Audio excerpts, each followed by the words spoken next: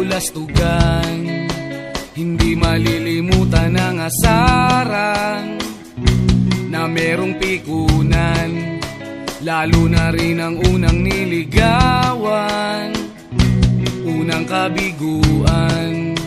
At dyan nasiseryoso ang usapan, ang pagdadamayan ng tunay at tapat na kaibigan. Kung mga buwan, kaibigan namang maaasahan.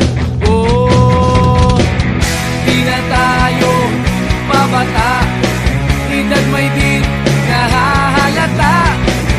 Sa mga trip unti-unti na tayo nagsasawa.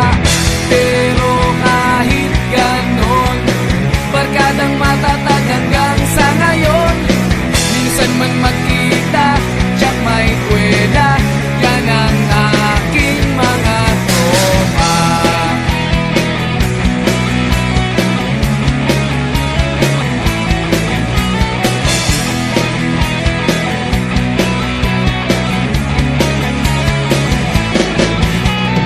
Inuman na pang magdamagan, minsan inaabot pa ng ayaan, na kung saan-saan, na para bang walang kinabukasan at kahantungan.